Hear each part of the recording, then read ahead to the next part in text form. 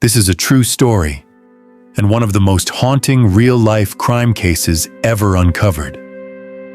A woman disappears without a trace in 1999, and for 25 years, no one knew what happened to her. But hidden beneath a bedroom floor was the answer she had predicted before vanishing. With chilling twists, disturbing truths, and justice decades in the making, this video reveals it all. If you watch only one true crime story this year, make it this one. The Vanishing of Kim Langwell. A 25-year mystery finally solved. Kim Langwell seemed to have everything finally falling into place. Born on Christmas Eve 1965 in Houston, Texas, she was known for her fierce determination and warm personality.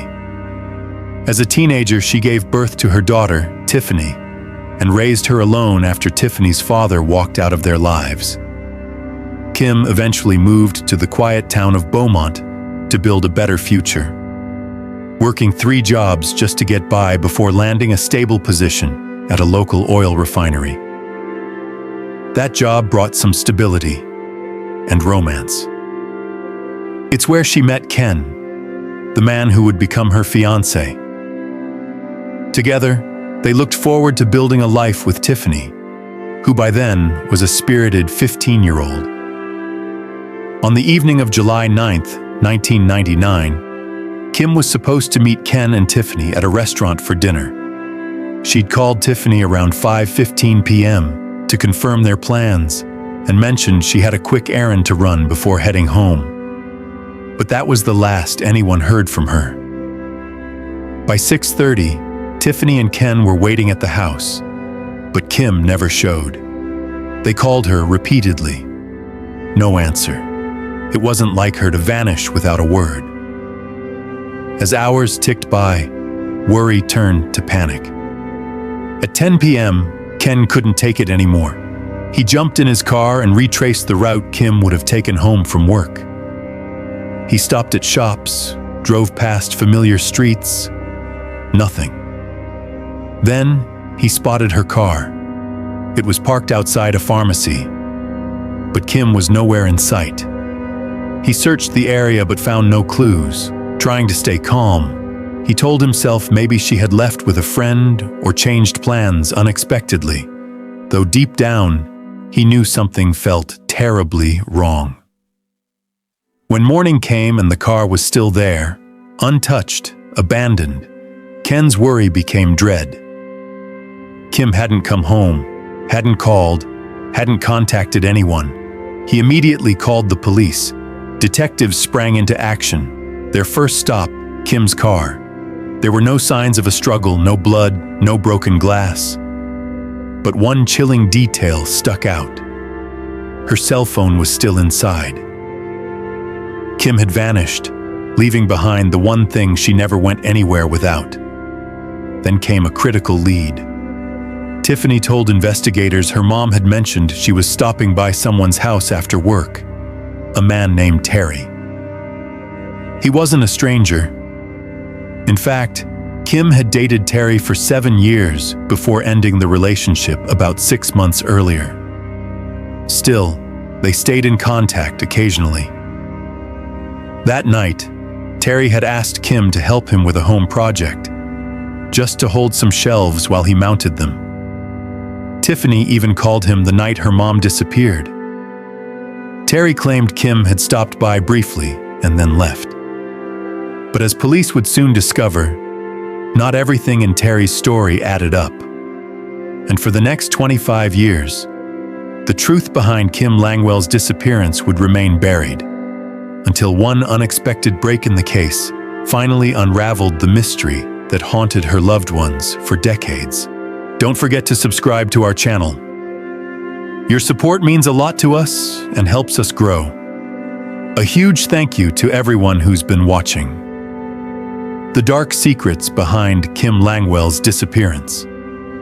As investigators dug deeper into Kim Langwell's life, it quickly became clear.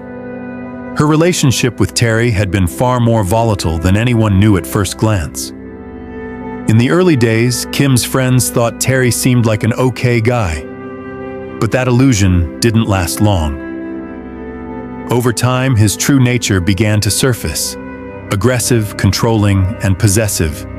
He bombarded Kim with phone calls, demanding to know her every move, who she was with, where she was. He wanted control, and he wasn't subtle about it. Even minor disagreements could explode into full-blown arguments. Eventually, Kim decided she'd had enough. But ending things with Terry wasn't as simple as walking away. He begged. He threatened. One moment he was promising to change. The next he was warning her of what would happen if she left him. Still, Kim summoned the strength to end the relationship. But Terry wasn't done. He didn't lash out openly, but he stayed close. Too close. He kept in touch, just enough to make sure Kim knew he was still there. She confided in friends that she was afraid of cutting him off completely. She worried what he might do to her, or even worse, to her daughter. The more detectives spoke with Kim's inner circle, the more disturbing the picture became. Near the end of their relationship, Terry's behavior had escalated to physical violence. In one chilling incident, he choked Kim during a heated argument. After that, her fear deepened. She started to believe he was capable of something far more sinister. In a moment of vulnerable honesty, Kim told her friends, "If I ever go missing, start by digging in Terry's backyard." Given all this, and the fact that Kim had seen Terry just hours before she vanished, detectives zeroed in on him. He was now their prime suspect. But Terry stuck to his story. He insisted Kim had only stopped by briefly to help him install some shelves, then left. Nothing more. He claimed that later that night, around 4 hours after Kim's visit, he went to a local bar and stayed there the rest of the evening. But Terry's timeline had a glaring problem. He had no alibi during the window when Kim disappeared. And given his violent past and apparent motive, investigators were convinced they were on the right track. They obtained a search warrant and scoured Terry's home and property from top to bottom. Every drawer, every inch of the backyard. They brought in forensic teams, dogs, and cadaver units. But nothing turned up.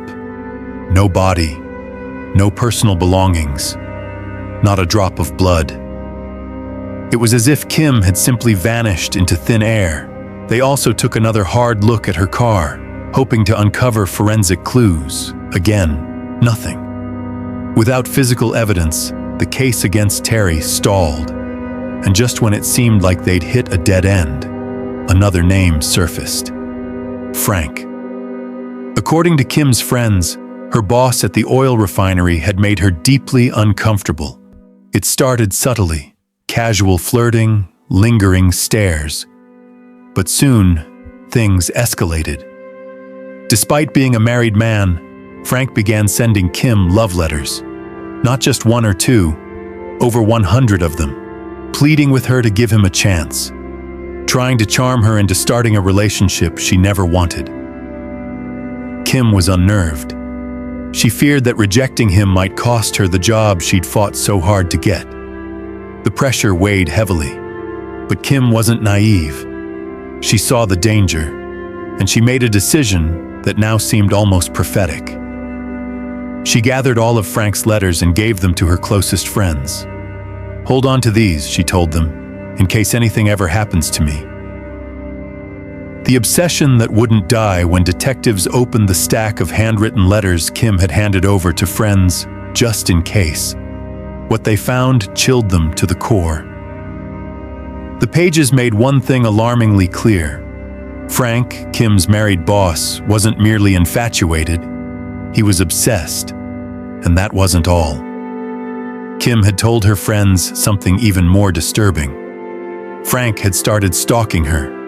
He would drive past her house multiple times a day, sometimes creeping by slowly, other times parking across the street to just sit and watch. The fact that Kim was already in a relationship with Ken, her co-worker at the same company, didn't seem to deter Frank at all.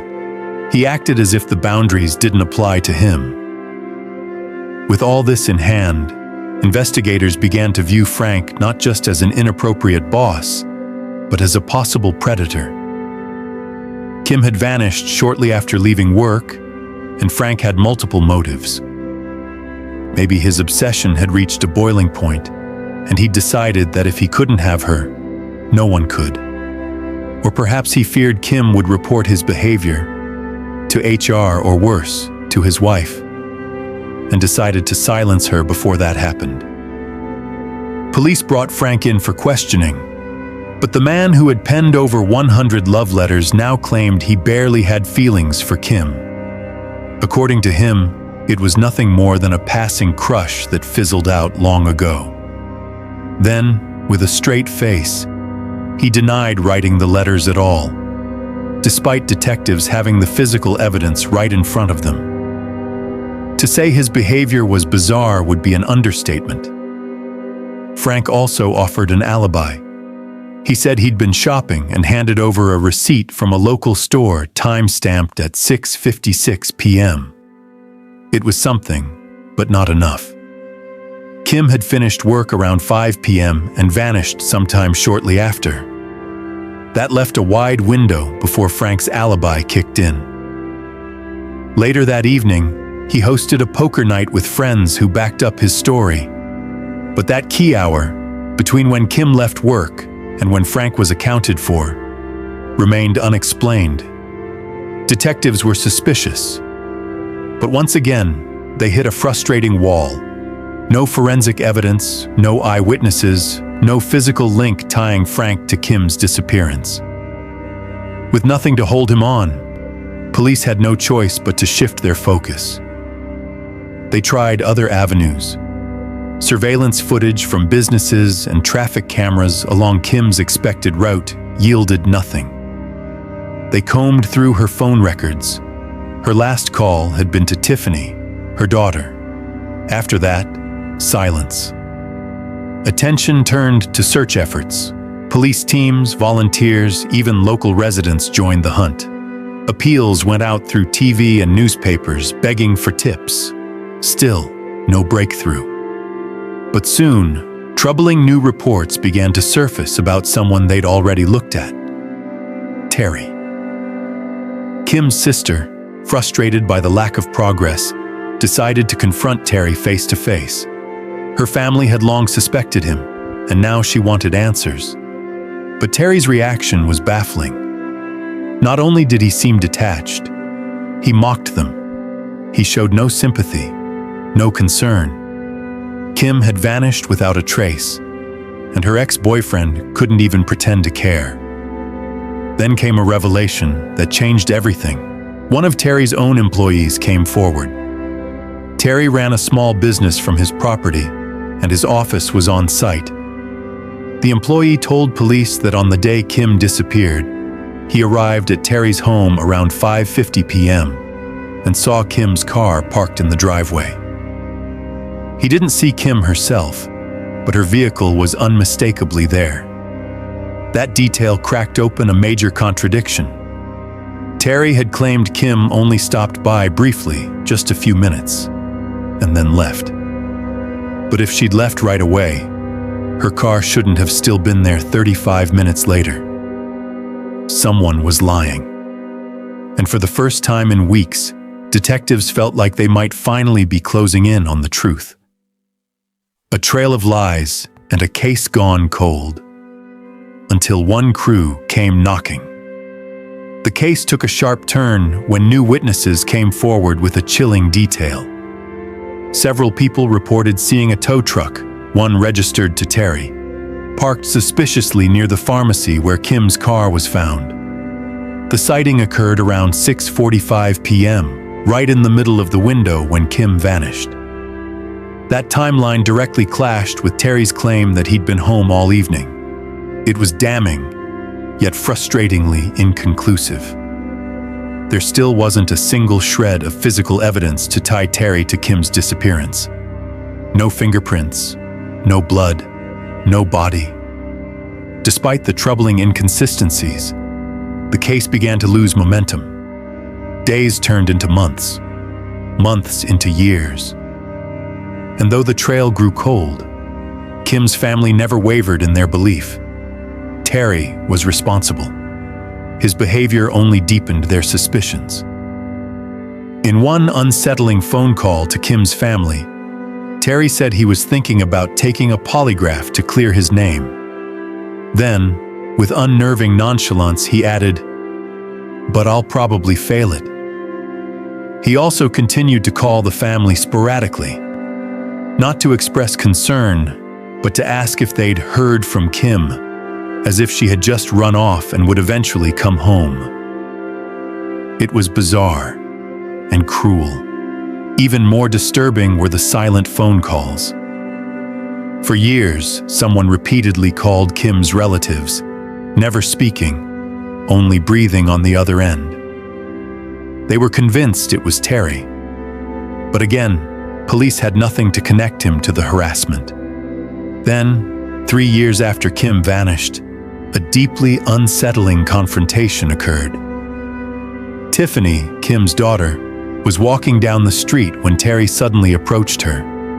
He started asking if she'd heard anything from her mother. Kim's sister quickly intervened and told him to back off. That's when Terry dropped a bone-chilling remark. "Aren't you curious which polygraph question I failed?" It was the one where they asked if I killed Kim. Alarmed, the family called the police once again. But as before, there was little they could do without evidence. And so, the investigation ground to a halt. Years passed. The file collected dust. Until, in early 2024, a spark reignited interest in Kim's case, from an unexpected source. Oxygen's true crime documentary team picked up the story, determined to get answers. They launched their own investigation, starting with interviews of Kim's family and close friends. Then they turned their attention to the two men at the heart of it all, Frank and Terry. Frank agreed to talk, but even 25 years later, his story remained riddled with denials and odd behavior. He once again claimed he had no romantic interest in Kim, no letters, no obsession.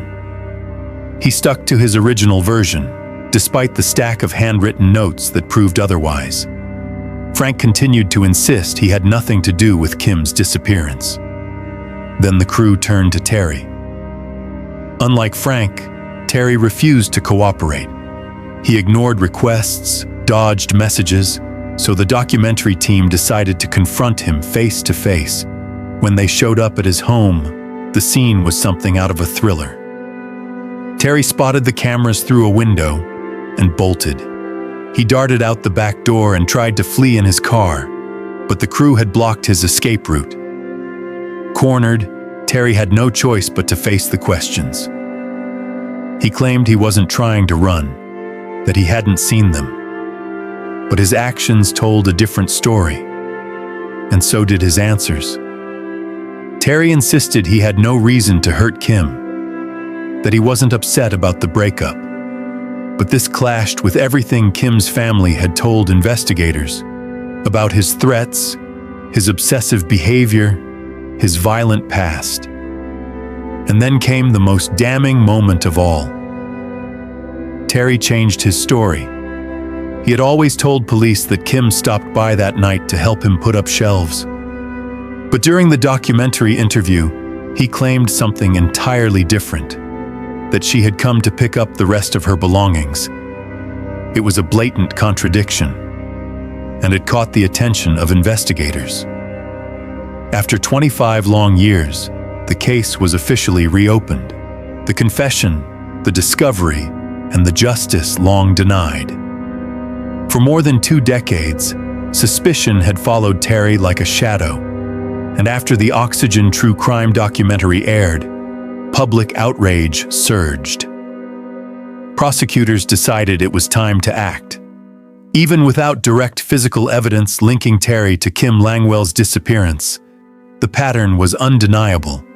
The stalking, the threats, the lies, the failed polygraph. His story had changed. His behavior had raised every red flag imaginable. Authorities were now preparing to charge him with murder, hoping that a trial would finally bring the truth to light, and perhaps prompt new evidence to emerge.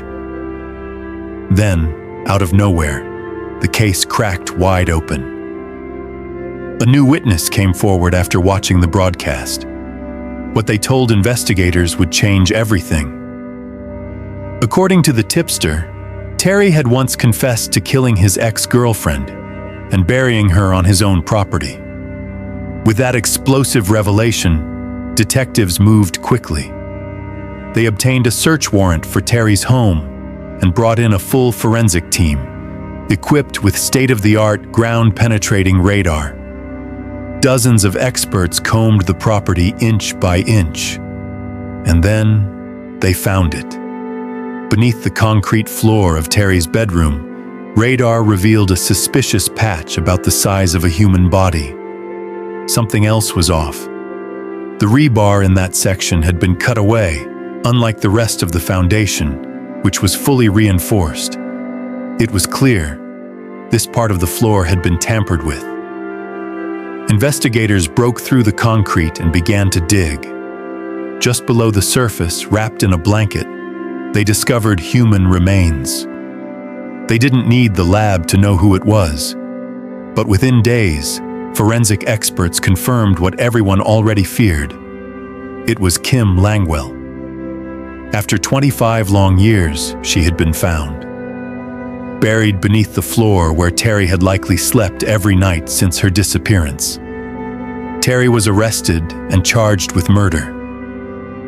For the first time, prosecutors had exactly what they needed. The victim's remains buried on the suspect's property, just as Kim had once warned her friends.